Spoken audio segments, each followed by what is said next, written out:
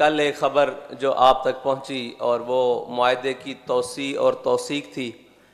جس میں ہماری ٹیم حکومتی وفد کے ساتھ کافی دیر مذاکرات میں رہی، جس میں انہوں نے اپنے اس عہد کا پاس رکھتے ہوئے یہ بات کہی کہ جی ہمیں نہیں پتہ تھا کہ ناموس رسالت کا معاملہ اتنا نازک ہے، ہمیں تو بابا جی کے دنیا سے جانے کے بعد پتہ لگا۔ انہوں نے کہا جی ہم اس معاملے پر عملی اقدامات کرنے کے لیے تیار ہیں، ہمیں وقت دیا جائے۔ تو ہمارا وقت انہیں دینا اس بات کا ہے کہ ہم حضور سید عالم صلی اللہ علیہ وسلم کی ناموس پر سرکاری سطح پر جواب چاہتے ہیں، اور اس سرکاری سطح پر جواب دینے کے لیے ہم نے انہیں وقت دیا، اور وہ وقت کا اعلان خود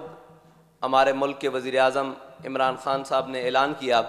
ہم اس کے بعد بھی یہ کہتے ہیں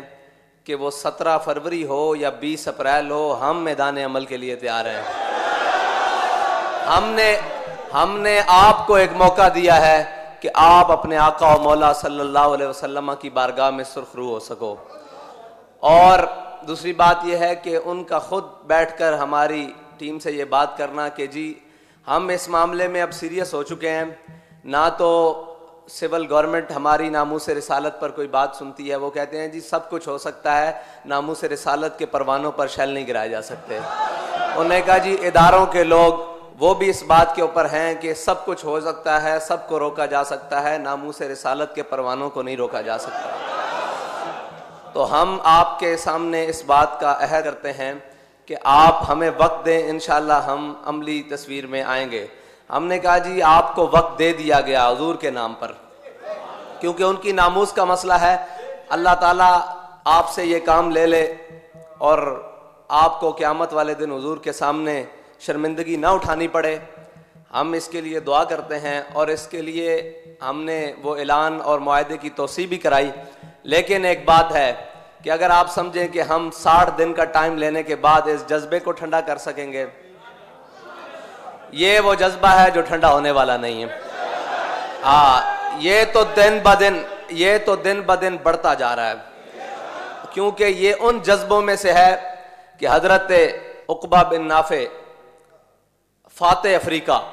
ہمارے قائد جب ان کی بات کرتے تھے تو ان کا واقعہ سناتے تھے کہ آپ جب افریقہ کے جنگلوں میں مسلمان مجاہدوں کے ساتھ پہنچے نا، تو آپ نے ایک ٹیلے پر چڑھ کر اعلان کیا کہ اے اس جنگل کے درندوں، شیروں، چیتوں، ہاتھیوں اور موذی جانوروں، میں تمہیں اعلان کرتا ہوں کہ ہم اپنے آقا و مولا صلی اللہ علیہ وسلم کے غلام آئے ہیں اس جنگل میں، اور اس جنگل میں ہم نے رات بسر کرنی ہے، تو یہ جنگل خالی کر دو۔ تو کہتے ہیں کہ کچھ دیر بعد دیکھا کہ چونٹیاں بھی اپنی بلوں سے نکل کر جا رہی، ہاتھی شیر اپنے بچوں کو منہ میں چبائے ہوئے لے کر جا رہے۔ انہی کے جذبے کی ایک بات سناؤں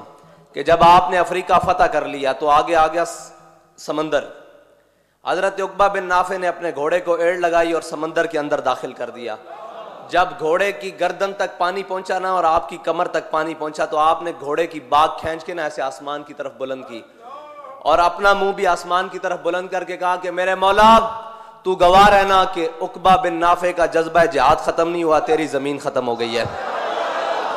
یہ بات کسی کی غلط فہمی میں نہ رہے کہ لبیک والوں کو 60 دن کا چکمہ دے کر یا 60 دن ہم سے مانگ کر، ہم نے تو اپنے اخلاص کی بنیاد پر دیا ہے، اس لیے کہ ہماری ریاستی سطح پر فرانس کو جواب ہو جائے، کیونکہ ہمارے قائد ملت اسلامیہ علامہ خادم حسین رضوی کی ایک ہی خواہش تھی کہ وہ ریاستی سطح کے اوپر گستاخی ہوئی ہے تو جواب بھی ریاستی سطح کے اوپر ہونا چاہیے۔ ہم نے اس ریاستی سطح کے اوپر جواب کے لیے آپ کو مزید 60 دن دیے ہیں، اس کے اندر آپ کریں۔ اور اگر کوئی یہ سمجھے کہ یہ جذبہ ختم ہو چکا ہے تو ہمارے بڑوں کا تو جذبہ سمندر کے اندر جا کر بھی ختم نہیں ہوا۔ ہم جس قبیل میں سے ہیں وہ جذبے ختم ہونے والے نہیں ہیں۔ میرے آقا و مولا صلی اللہ علیہ وسلم کی ناموس کے لیے جو کچھ ہمیں زندگی میں تکلیف اور پریشانی اٹھانی پڑے وہ ہمارے لیے زیادہ راہ ہے، وہ ہمارے لیے سرمایہ حیات ہے، وہ ہمارے لیے وہ چیز ہے جس کو ہم نے لے کر کل جنت میں جانا ہے۔ جب خالد بن سفیان الحزلی کو عبداللہ بن انیس نے واصل جہنم کیا، میرے آقا و مولا نے فرمایا جاؤ اس کو واصل جہنم۔ یہ بڑا لمبا واقعہ ہے، اس میں حضرت عبداللہ بن انیس نے چلتے ہوئے نماز بھی پڑھی، وہ بھی امام بخاری نے نقل کیا ہے، بڑا لمبا واقعہ ہے۔ جب میرے آقا و مولا صلی اللہ علیہ وسلم کے پاس آئے نا حضرت عبداللہ بن انیس، تو میرے آقا و مولا نے فرمایا افلح الوجوہ، میرے آقا و مولا نے فرمایا کہ یہ تو کامیاب چہرہ آ رہا ہے۔ تو کامیاب چہرے وہی ہیں جو حضور سید عالم صلی اللہ علیہ وسلم کے دشمنوں سے مقابلہ کر کے آئیں. ہم نے آپ کو ایک موقع دیا ہے کہ آپ بھی ان چہروں میں اپنا چہرہ رکھوا لیں جو کامیاب ہیں, جو حضور سید عالم صلی اللہ علیہ وسلم کی ناموس رسالت کے لیے کام کرنے کے لیے تیار ہیں. ہم نے اپنے سارے چہرے حضور سید عالم صلی اللہ علیہ وسلم کی ناموس پر قربان کرنے کے لیے رکھے ہوئے ہیں. جب میرے آقا و مولا صلی اللہ علیہ وسلم کے پاس عبداللہ بن انیس آئے تو میرے آقا و مولا نے اپنا عصا مبارک حضرت عبداللہ بن انیس کو دیا اور فرمایا, عبداللہ بن انیس یہ اپنے پاس رکھ لو, قیامت والے دن جب روز محشر ہوگا کسی کے پاس چلنے کے لیے کوئی سہارا نہیں ہوگا, تمہارے پاس یہ عصا ہوگا اور تم اسی عصا کی ٹیک پر جنت میں جاؤ گے. تو حضرت عبداللہ بن انیس نے وہ عصا وصیت کی تھی کہ میری قبر میں رکھ دینا.